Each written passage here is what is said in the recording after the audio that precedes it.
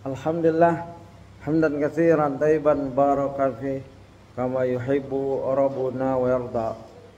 Wa asyhadu an la ilaha illallah wa la syarikalah wa asyhadu anna Muhammadan abduhu wa rasuluh. Ya ayyuhalladzina amanu taqullaha haqqa tuqatih wa la tamutunna illa wa antum muslimun. Allahumma shalli wa sallim ala nabiyyina Muhammad. Alhamdulillah kita sudah sampai ke tanda kiamat kubro yang besar, ya hampir selesai semua, dimana tanda-tanda ini boleh berurutan sesuai dengan hadis yang mereka yakini, tetapi itu tidak harus, ya. Tapi yang paling penting adalah yang ke-8 ini, yang terakhir adalah api muncul dari Hadramaut yang mengumpulkan manusia, begitu. Sebelumnya itu kita sudah bahas tentang longsor. Ya, jadi sebelum api ada 3 longsor. Sebelum 3 longsor kita sudah bahas masalah munculnya binatang. Sudah dibahas ya masalah binatang. Ya, binatang. Ya, begitu. Ada yang ada di Al-Quran dan ada yang tidak ada di Al-Quran. Ya, tidak semua ada di Al-Quran. Sebelum binatang, matahari terbit dari barat, begitu. Kita akan bahas sedikit akhir-akhir dari tanda kiamat yang besar, yaitu 3 longsor. Longsor ini juga sudah, yaitu longsor di timur, longsor di barat, dan longsor di Jazirah Arab, ya. Longsor atau kemarin kita sepakatnya amblas. Kalau longsor kan dari kiri ke kanan atau kanan ke kiri atau dari atas ke bawah. Kalau ini ada macam amblas, ya, begitu. Yaitu khusuf, khasfun bil masriqi wa khasfun bil maghribi wa khasfun ya bi jaziratil Arab. 3 tempat yang terkena longsor, ya, atau amblas, yaitu di timur. Timur ini seperti Asia ini, kita ini. Lalu di barat, ya, barat Eropa. Itu timurnya Middle East, ya, timurnya Saudi atau Rasulullah berada, yaitu Madinah pada saat itu. Dan di Jazirah Arab luas, begitu. Lalu api muncul, sudah juga kita bahas, ya. Sungguh kalian akan dikumpulkan dengan berjalan kaki dan berkendaraan dan lain-lain, ya. Bahkan di sini kalian diseret di atas wajah-wajah kalian ke sana. Beliau berisyarat dengan tangan menunjuk ke arah Syam. Ya, Syam di mana kalau di sini? Syam di mana? Gitu, ya. Ini hadis riwayat At-Tirmidzi, hadis nomor 3143. Disahihkan oleh Syekh Al-Albani dalam Takhrij Fadail Syam. Ya. Innakum tuhsuruna rijalan wa rukbanan. Kamu akan digiring dan dikumpulkan dengan rijalan, jalan kaki, wa rukbanan, atau naik kendaraan. Kendaraannya nggak tahu apa aja, wallahu alam pada saat itu kendaraannya apa, yang penting naik kendaraan aja. Rukbanan pada zaman Rasulullah, onta, kuda, keledai, bighal, himar. Ya, kalau bakar, sapi tidak dikenal sebagai kendaraan. Ya. Wa tujarruna ala wujuhikum hahuna. Ya, ini beliau berisyarat dan kalian diseret di atas wajah-wajah kalian ke sana. Ya, jadi wajah disebut di sini wajah. Ya, wa tujarruna ala wujuhikum. Wujuh Jama dari wajah. Ya, wajah-wajah kamu, bayangkan kita diseret ya, naudzubillah, bukan kita. Orang-orang ini yang mengalami kiamat akan menuju suatu tempat, baik berjalan atau diseret atau terseret, wallahu a'lam. Ini hadis riwayat At-Tirmidzi, tadi saya sudah bacakan. Dan manusia akan dikumpulkan dalam 3 golongan. Golongan dikumpulkan dengan sukacita, berarti ada yang masih senang ya. Dan golongan yang dikumpulkan dengan takut, dan golongan 2 orang ya mengendari 1 onta, 3 orang mengendari 1 onta, 4 orang mengendari 1 onta, berarti ketahuan hewannya onta. 10 orang mengendari 1 onta dan sisanya dikumpulkan oleh api. Api itu tidur siang bersama mereka saat mereka tidur siang. Tidur malam bersama mereka saat mereka tidur malam. Turut menyertai mereka ya, bersama mereka saat pagi dan sore. Ya, wallahu alam api ini bentuk kayak gimana, yang jelas kalau manusia istirahat, api itu istirahat. Nanti ngejar lagi. Ini riwayat Al-Bukhari, Muslim ya, hadis nomor 7062. Imam Ibnu Katsir menjelaskan ini api ya. Setelah Dajjal, terus matahari terbit dari barat, terus ini api sekarang yang kita sedang bicarakan ini. Ibnu Katsir rahimahullah menjelaskan dalam An-Nihayah, pengumpulan manusia yang disebut dalam hadis ini terjadi di masa akhir dunia di Syam. Para manusia terbagi menjadi 3 golongan. Golongan pertama dikumpulkan secara sukarela, berpakaian dan berkendaraan. Golongan kedua dikumpulkan dengan berjalan kaki, dan ada juga yang berkendaraan. Golongan ketiga saling bergantian mengendarai unta, seperti yang disebutkan dalam riwayat Sahihain. Sisanya dikumpulkan oleh api yang muncul dari negeri Aden. Api ini mengepung mereka dari belakang, mengiring mereka dari segala penjuru menuju masyar. Masyar ini dunia, siapapun yang tertinggal akan terbakar api. Ya, ini penjelasan dari Ibnu Katsir dalam An-Nihayah fil Fitan wal Malahim. Begitu. Nah, ini sebelum sangkakala ditiup. Sesaat sebelum sangkakala ditiup, dalilnya adalah sabda dan sisanya dikumpulkan oleh api. Api ini tidur siang bersama mereka dan seterusnya, sudah kita baca. Begitu. Baik, jadi sudah tanda-tanda sudah selesai, kita anggap ya mungkin. Dan memang tadi menarik juga pembahasan Dajjal ini masih sesuatu yang menarik buat kita ya, walaupun sudah selesai buat kita.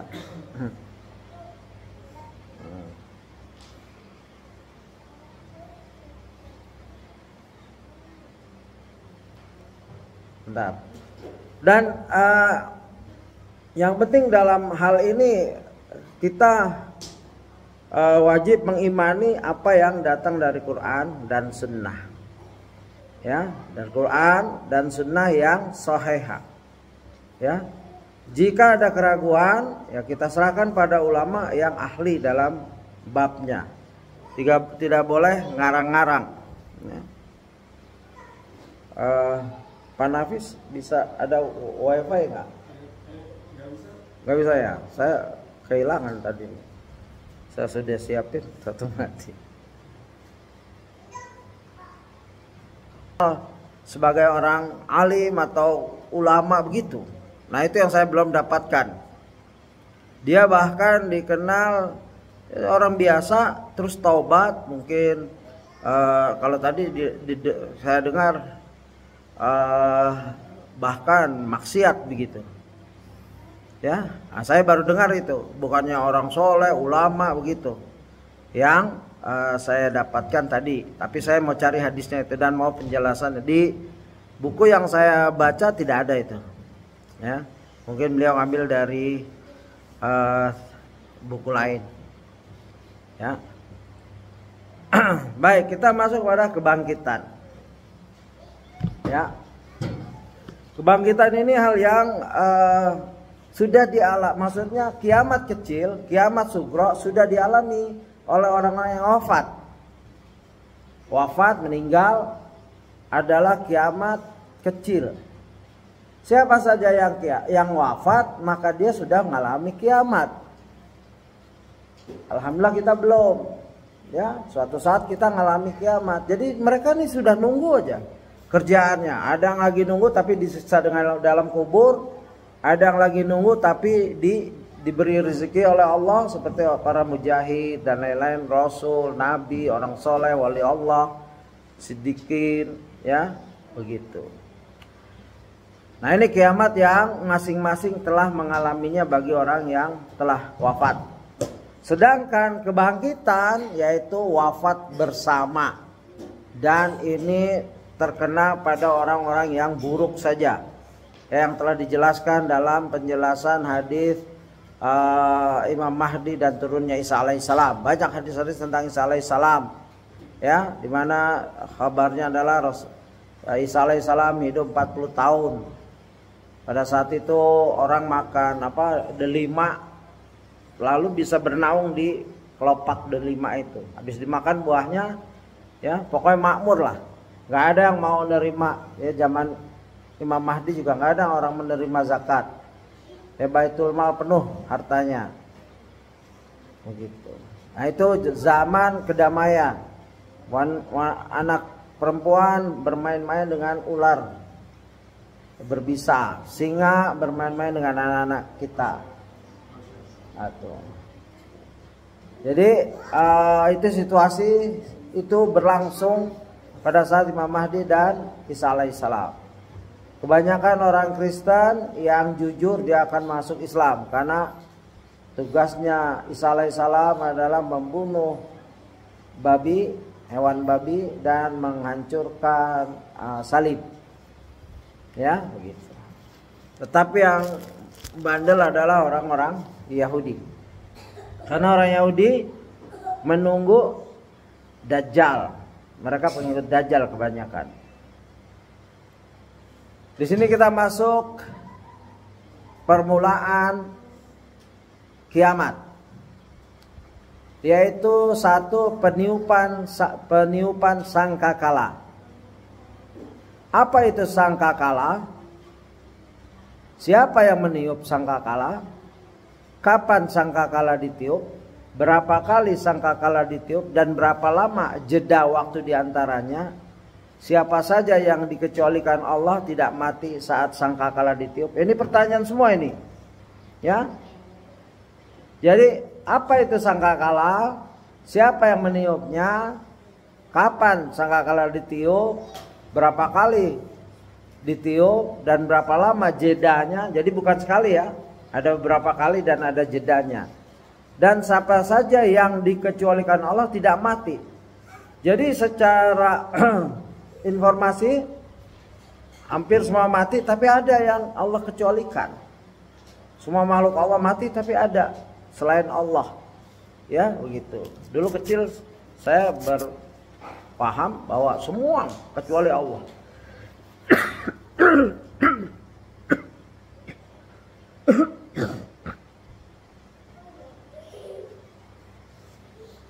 Tapi setelah perjalanan belajar, ada beberapa hadis memang, ya, ada yang tidak dimatikan oleh Allah karena sangkakala.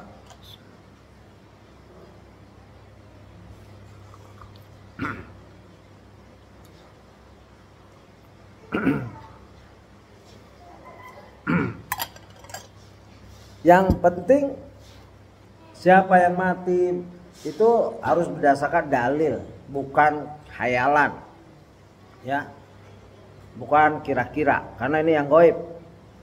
Setiap gaib kita rujuk kepada dalil yang qat'i, dalil yang kuat, Quran dan hadis yang sahih atau hasan. Baik, sangkakala. Sangkakala adalah tanduk yang diperintahkan untuk ditiup oleh Israfil. Jadi tanduk, ya, tanduk apa? Wallahu a'lam.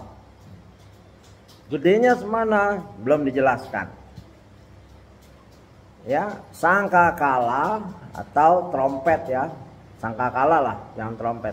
Itu seperti tanduk atau tanduk yang diperintahkan untuk ditiup oleh Israfil. Siapa malaikat yang meniupnya? Israfil di sini.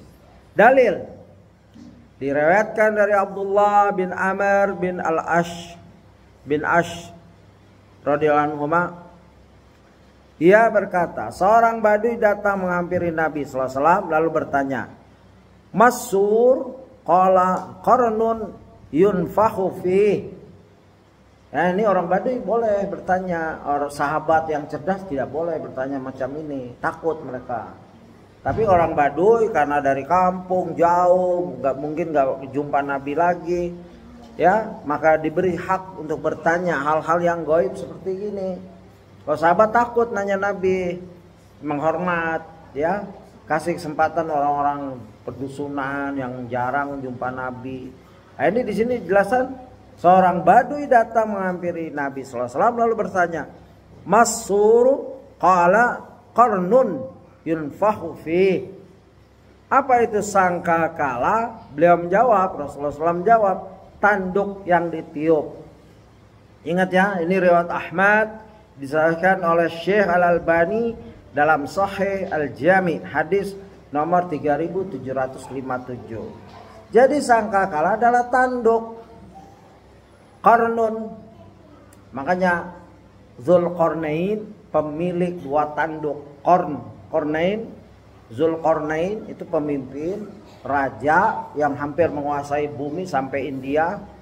Ya, orang India tuh pernah dijajah oleh Zulqarnain. Zul pemilik dua tanduk.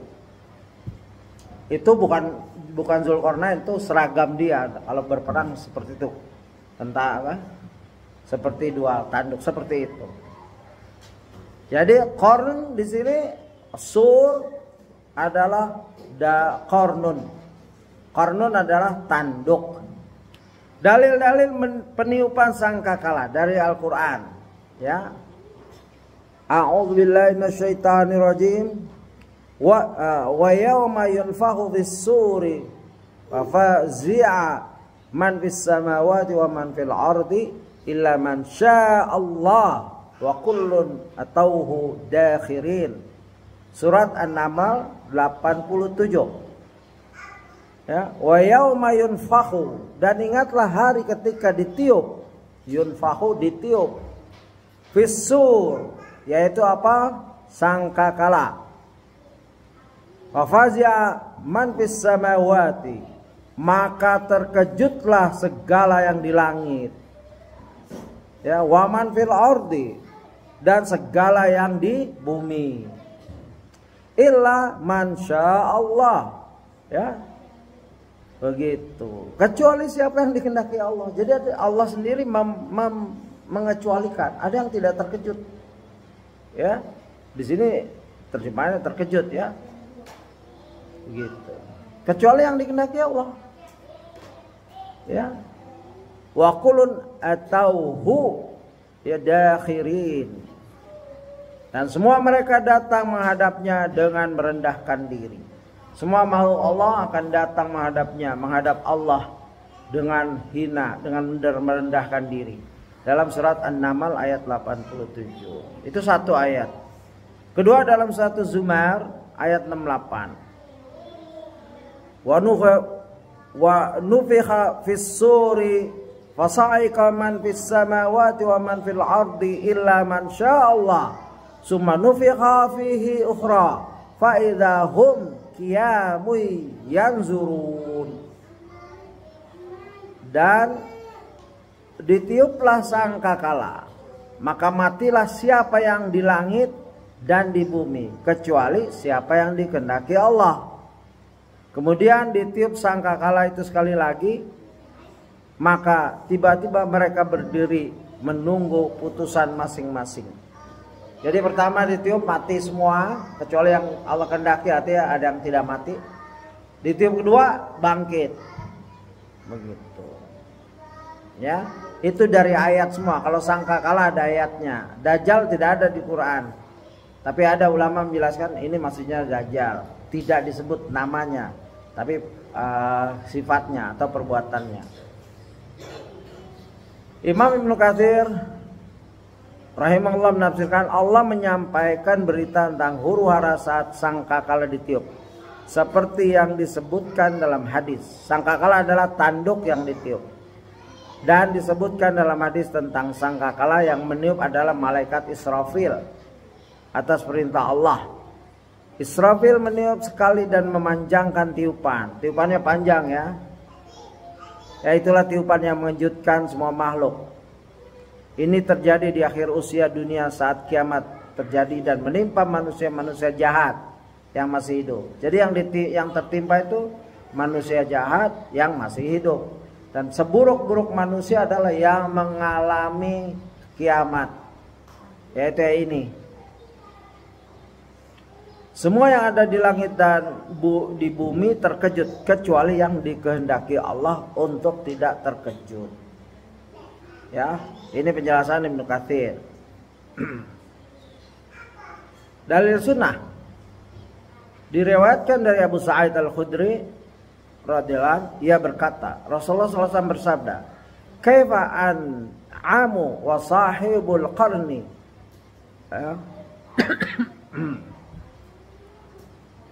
Qad iltaqamal qarna wastama'al idna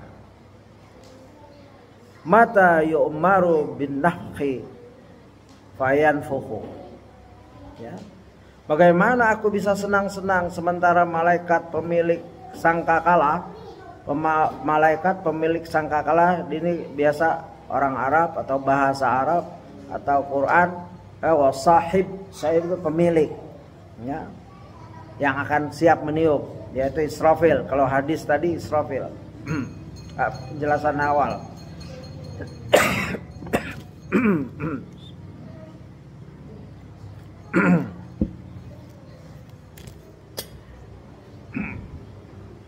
Ya, yang di sini jelaskan Rasul bersabda, bagaimana aku bisa senang-senang ya, sementara malaikat pemilik sangkakala telah menelan sangkakalanya dan mendengarkan izin kapan dia diperintahkan untuk meniup, lalu meniup.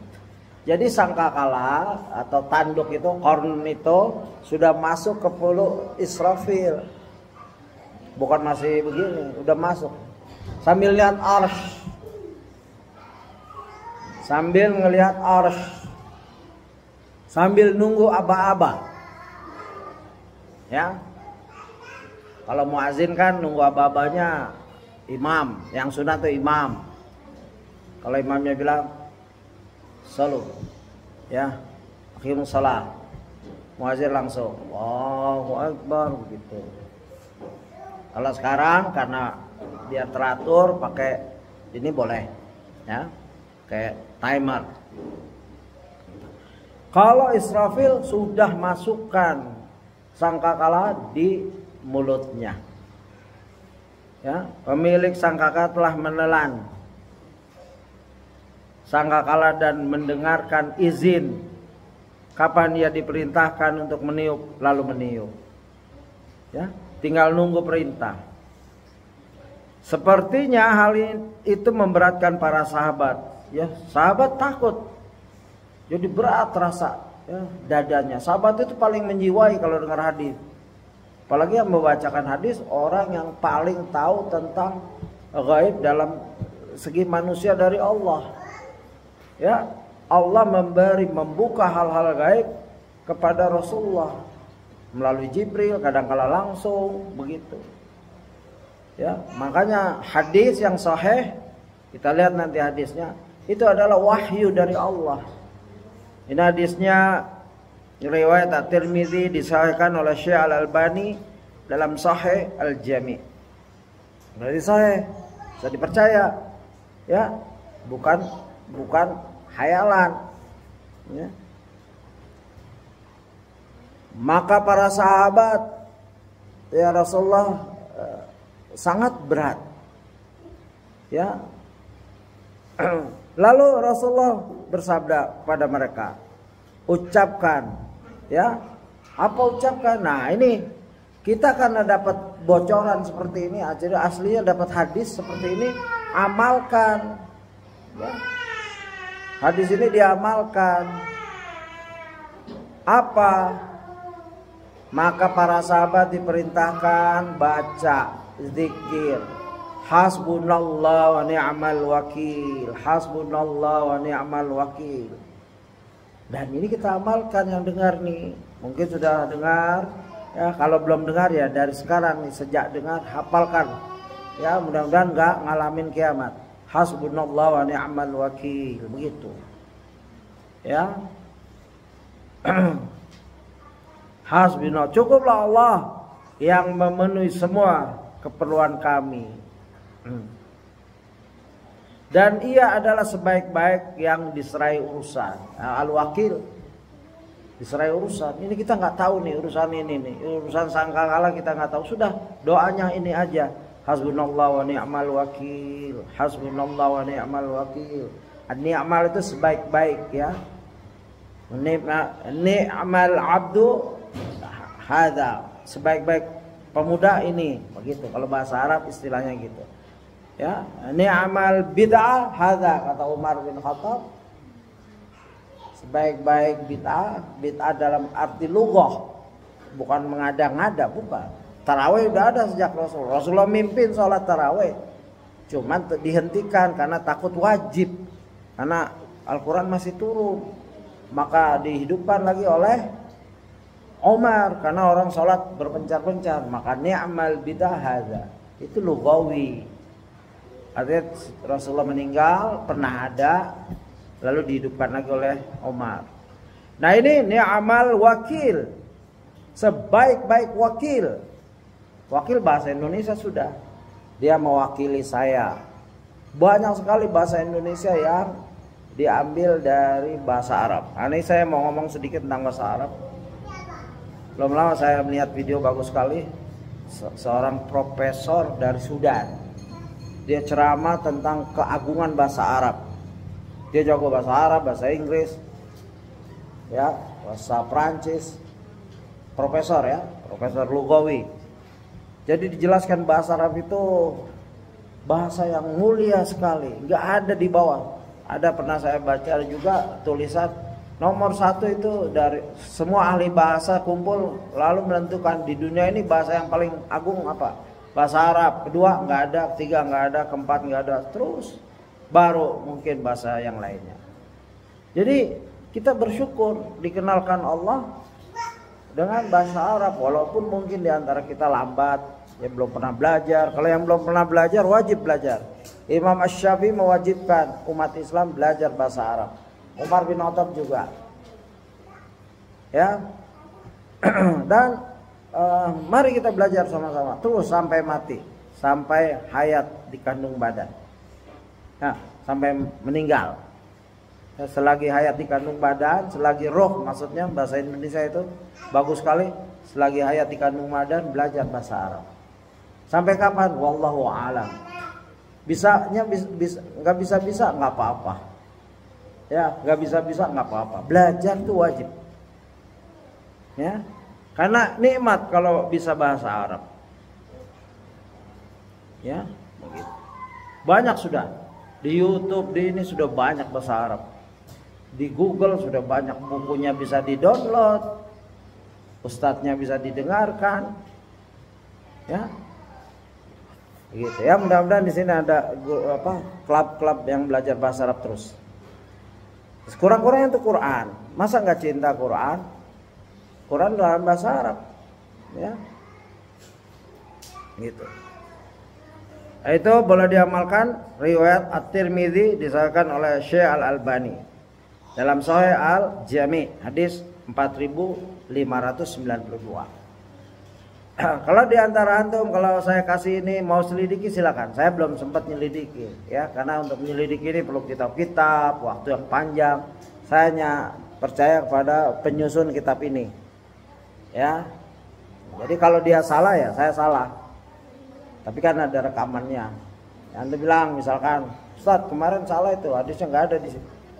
Ya, kadang-kadang kalau penomoran bisa beda. Kitab yang antum punya di rumah, begitu ngecek hadis kok nggak ada, itu berarti beda kitab sama rujukan penulis. Jadi jangan buru-buru ngejudge, ya, begitu. Ada hadis panjang sekali nih buat kita. Diriwayatkan dari Abdullah bin Amr bin Al-Ash, ia berkata Rasulullah bersabda, ya. Ini hadis panjang, kita pernah baca ini. Dajjal muncul di tengah-tengah umatku, ia berada di antara mereka selama 40. Aku tidak tahu apakah 40 hari, 40 bulan, ataukah 40 tahun. Jadi kalau Rasulullah nggak tahu, Rasulullah itu jujur. Kalau nggak tahu, nggak tahu. Kalau Rabbnya tidak ngasih ilham, wahyu, Rasulullah nggak tahu. Begitu loh. Nah ini ya, yang menyembah Nabi Muhammad, perhatikan baik-baik bahwa Rasulullah bukan Tuhan. Tidak ada rububiyahnya pada Rasulullah. Rasulullah dikasih tahu baru tahu. Ini Dajjal muncul di tengah-tengah umatku, ia berada di antara mereka selama 40 sudah. Lalu dilanjutkan, aku tidak tahu apakah 40 hari, 40 bulan, ataukah 40 tahun. Kemudian Allah membangkitkan Isa putra Maryam. Ia mirip Urwah bin Mas'ud Ats-Tsaqafi. Isa datang, kemudian Allah membinasakan Dajjal. Salah satu tugas Isa alaihissalam membantu Imam Mahdi dan umat Islam membunuh Dajjal. Karena dialah yang Allah takdirkan membunuh Dajjal, Isa alaihissalam. Setelah itu manusia tinggal selama 7 tahun. Tidak ada permusuhan di antara dua orang pun. Kemudian Allah mengirim angin sejuk dari arah Syam. Tidaklah ada seorang yang di hatinya terdapat keimanan meski seberat biji sawi pun, melainkan angin itu pasti mencabut nyawanya. Hingga meski jika seorang dari mereka berada di dalam gunung, pasti angin masuk ke sana.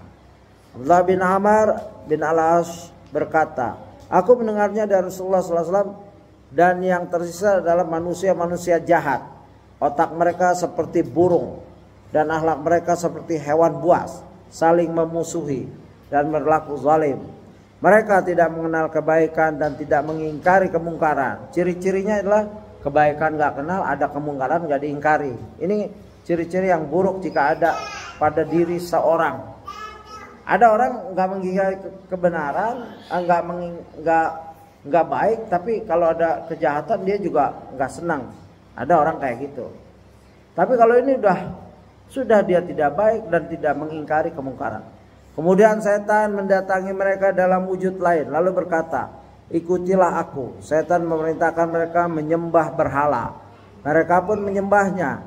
Dalam kondisi seperti itu, rezeki mereka melimpah ruah dan kehidupan mereka membaik. Ya begitu. Jadi setan datang dalam kondisi seperti ini, setan datang mudah sekali buat setan. Karena ini orang memang gak baik dan tidak berpihak kepada kebenaran dan sangat cuek, masa bodoh terhadap kemungkaran. Setan datang membujuknya menyembah berhala. Mereka pun penyembahnya. Dalam kondisi seperti itu, rezeki mereka melimpah ruah dan kehidupan mereka membaik. Mungkin orang miskin, orang susah. Setan datang, kamu nyembah berhala nih, nanti rezeki gampang itu menyusul. Benar, nyembah mungkin jadi kaya ini itu, ya. Jadi setan tuh paling senang ngebujuk orang-orang miskin atau orang susah atau orang sudah senang tapi pengen senang karena rakus. Ya ini kondisi setan tahu banget. Ya, sampai menyembah berhala dengan iming-iming dunia. Ya, rezeki mereka melimpah ruah dan kehidupan mereka membaik. Setelah itu sangkakala ditiup. Ya, lagi enak-enaknya gini orang-orang yang menyembah berhala, sangkakala ditiup. Betapa nyeselnya kan? Ya, dia pikir hidup selamanya nyembah setan, nyembah berhala, nggak taunya sangkakala ditiup. Tidaklah seorang mendengarkannya melainkan memiringkan dan mengangkat leher. Orang pertama mendengar tiupan sangkakala itu adalah seorang yang tengah memperbaiki telaganya. Ia mati. Itu yang pertama itu. Dia lagi memperbaiki telaganya, mungkin kolamnya atau apa. Dia dengar langsung dia telas mati. Kemudian tidak tersisa seorang pun melainkan pasti mati. Yang mendengar pasti mati. Setelah itu Allah mengirim hujan, mungkin hujan lebat atau gerimis, ya. Nu'man ragu, ini perawinya ragu ini, lebat atau gerimis, ya. Nu'man bin Salim salah satu perawi hadis. Kemudian hujan itu mengeluarkan jasad manusia. Setelah itu sangkakala ditiup lagi. Saat itu mereka berdiri seraya menanti putusan masing-masing. Jadi 2 kali ditiup, mati semua orang-orang buruk ini, ya. Hujan turun, setelah itu ditiup lagi, bangkit, yang menanti putusan masing-masing. Setelah itu dikatakan, wahai seluruh manusia, kemarilah menuju Rabb kalian. Hentikan mereka, sesungguhnya mereka akan ditanyai.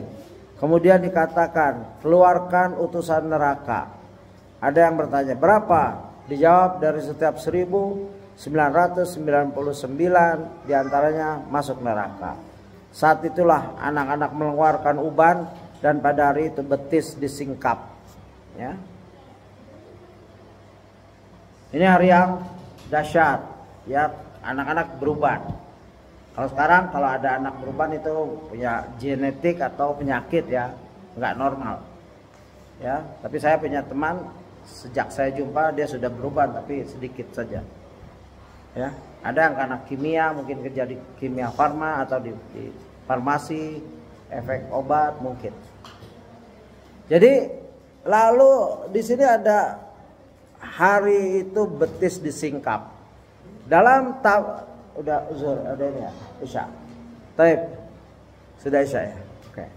Ya, kita skor dulu, kita istirahat sejenak untuk melaksanakan kewajiban kita salat isya, dan kita lanjutkan pada salat isya insyaallah. Jika ada pertanyaan boleh ditulis, boleh tanya langsung.